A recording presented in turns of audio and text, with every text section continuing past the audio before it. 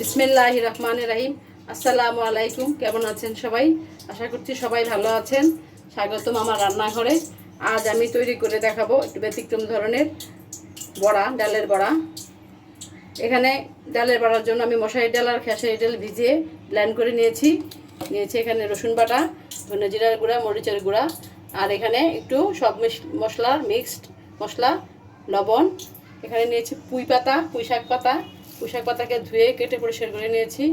আর এখানে পেঁয়াজ ছাড়া তো পেঁয়াজও হয় না, বড়া হয় না, আর কাঁচামরিচ। এখন আমি একে একে সব মিক্সড করছি। ডালটাকে আমি এক পাশে করে পেঁয়াজটাকে ভালো করে একটু কষলে নেই।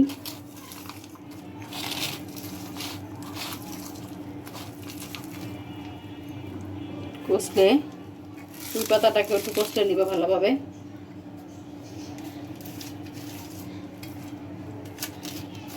সবসময় তো একরকম পেঁয়াজু খাই, আজকে একটু ভিন্ন স্টাইলের পেঁয়াজু করবো আমরা।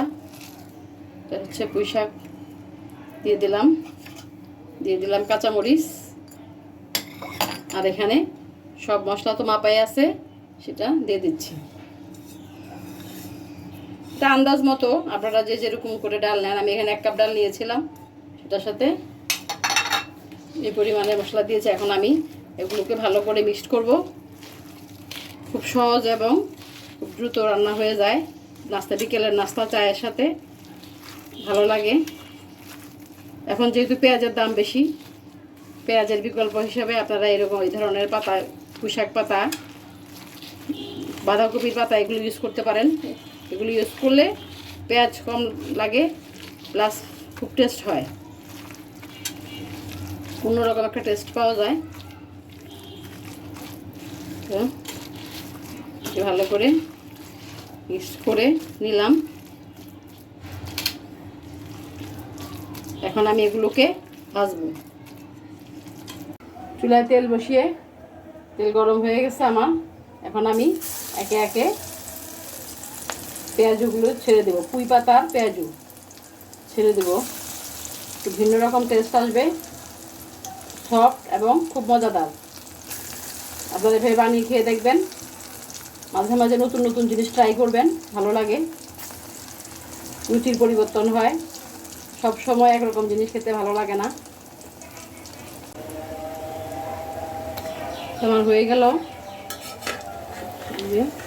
পুঁই শাকের পাকোড়া, কিংবা পুঁই শাকের বড়া, কিংবা বুক শাকের পেঁয়াজু, যেটাই বলেন, তৈরি হয়ে গেল। আমি এগুলিকে তুলে নিচ্ছি। দেখুন কত সুন্দর হয়েছে। আশা করছি খেতেও অনেক টেস্টি হবে। সব সময় একরকম পেঁয়াজু ভালো লাগে না, এরকম একটু চেঞ্জ করে করলে মাঝে মধ্যে ভালো লাগে।